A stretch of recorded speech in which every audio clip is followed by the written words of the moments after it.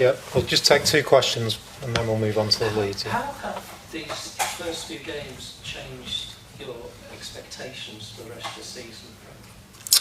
They haven't changed anything. My expectations, I will probably, I won't say it out loud, but I think I will firm them up once we shut this window. We see where the squad's at. We get Dominic Calvert-Lewin fit.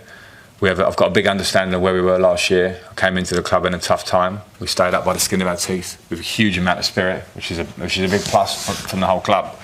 But there's a realisation of why were we there, and that's going to take some time.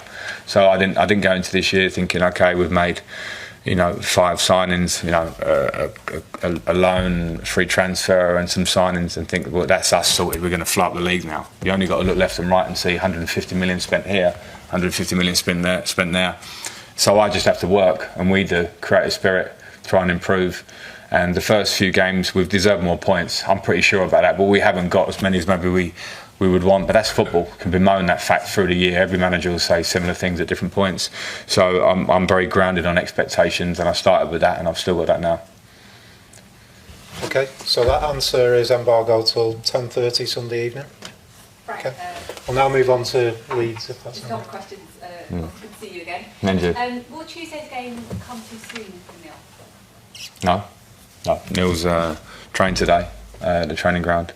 We're all in tomorrow, so he'll be out to train with some players that didn't get lots of minutes today. So we'll see where he is, but he'll be involved in the squad, I'm pretty sure.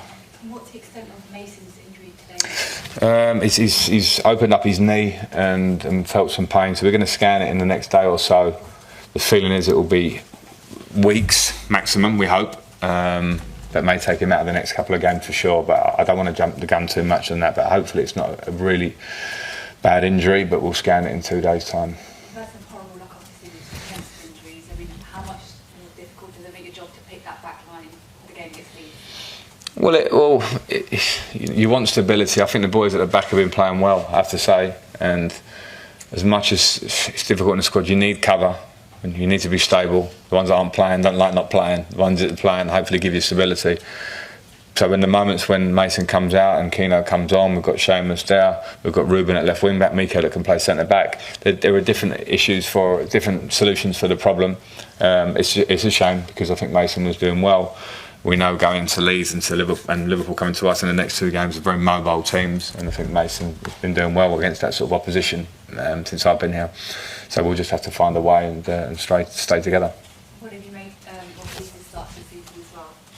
Good. They lost today, right? Yeah. Well, no, a good start. I watched the game last week against Chelsea. They've got such an energy about them that they've had since Bielsa's time, and I think fair play to Jesse Marsh, came in, kept them up in that moment, and it feels now that as a club and as a squad, it's invigorated them with some good signings and passion and coaching that I don't see, but you can see the reflection of that on the pitch. So it'll be a really tough evening game at Ellen Road on a Tuesday night. It's going to be a tough game, there's no doubt. Thanks. John? First half today, most of the threat came from the counter-attacks. It was quite a similar story in that respect against Aston Villa, defending those transitions. Is improving the defence against that something that you can work on the training ground, or is that something you're going to look at maybe for the transfer market? Maybe the numbers, the elusive number 6? Or? There's two things. I think one is the work you can do on the training ground. That means reviewing that. We reviewed Aston Villa, and the issue of the first goal is that and this is football, you turn the ball over in the middle of the pitch, you can't attack with 11 men behind the ball. It just doesn't work that way, but you've got to try and make the best to have good coverage of the pitch at all times in case you turn it over. And I think that the Villa goals are pretty specific. Other than that, in that game we were really solid. I think today there were a couple of moments where we got it wrong in the first half. I didn't like it. We were short. Defending a counter attack is not about standing on the halfway line, it's about stopping things at source, and at times we didn't do that well enough today.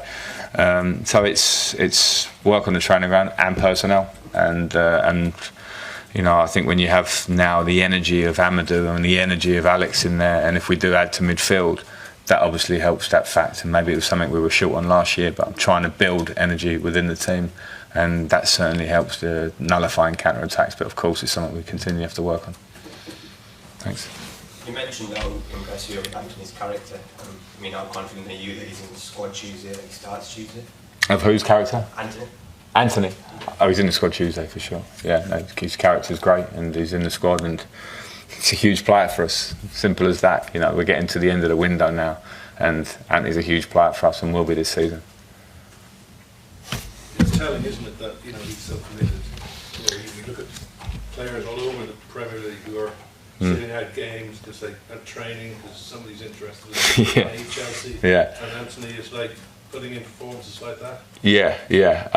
Anthony couldn't do that with me. If he'd have tried to sit out games, he'd see a different side of me. So there's no doubt about that, and I think he knows that. And I'm not playing the hard one. It's just that would be so alien to what I'd expect of him, and I just know that's not him.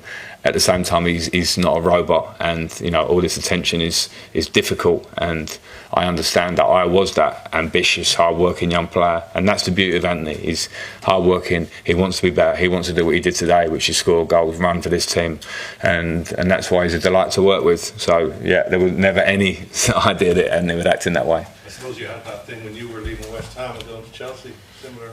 Yeah, I did, and I played, I think, 3.5, 4 seasons for West Ham there. So there's my answer to Anthony. He's played one for us. Sort of. All right. Okay, guys.